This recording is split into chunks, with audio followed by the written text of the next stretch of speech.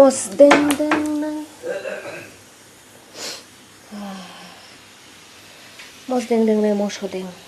Ber mau kiche sta. Chin ber ma panis nai to khoble babu. Ha? Tu tom thake pairiwon. Ber ma panis nai. Mo khedi boro wahan bai. Ha? Mo tiga. Tang ma chen to kasido. Rumo. Mo khamuya bai wahan cha khishongan di boro.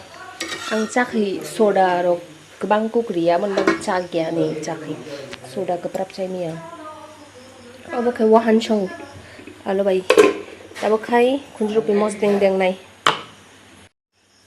ready senam pai kya ma bahai manai no mai tamo mai khui pi kya abo khai yareng boni khunjru pi ni yareng khunjru pi hindi khai te kso tamong khang अरे धनिया बाखर धनिया बाखर अपनी यारं none खिबिरो ना ता खिबदि बनि medicinal benefits अनेक गोबां दङ माने दैयाव रुगैनाय गलांदि हरो फुंगो अखालियो नंदि आं आखाय आयुर्वेदिक नि फैंस आं माने अलो सावन अबनो दै कैसा गुबुनि ब्लग सनामन अलो लादि चा मुथुमं देखने की अवस्था देखो लंचा बक्साय नहीं गलांग बाबुन बागै बाबू कंटिन्यूअस चा नंगो जेफ्रो मर्जिया फ्रन चा नंगो आंगासो बार सनाम नै आबुन बागै नै इजी वे सनाम तनियो बुमुथुंगै नंगो। नमस्ते। किसी भी तरह का एब्यूज फॉर दैट मैटर चाहे फिजिकल हो या इमोशनल हो सहना करना और सहने का एडवाइस देना तीनों ही गलत होते हैं लेकिन फिर भी कहीं ना कहीं हम लोग फिजिकल एब्यूज को ज्यादा इंपॉर्टेंस दे देते हैं जब कोई रिश्ता बचाने की बारी आती है।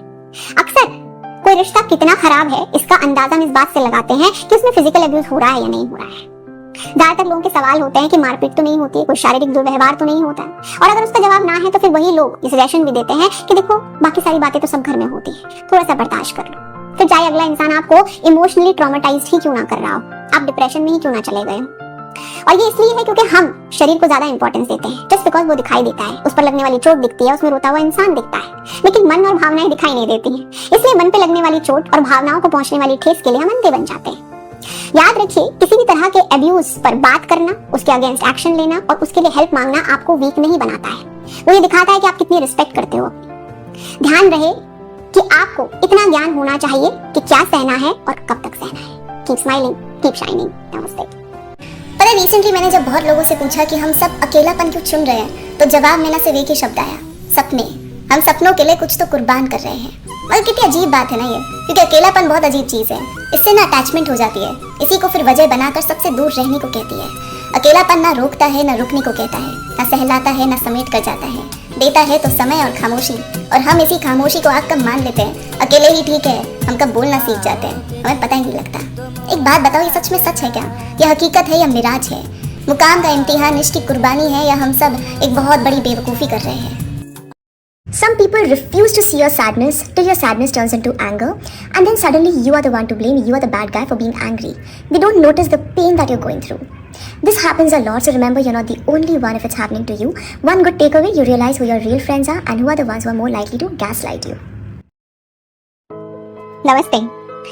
आप अकेले तब नहीं होते हैं जब आपके आसपास लोग नहीं हैं, फिर चाहे आप घर के अंदर हो या फिर घर के बाहर।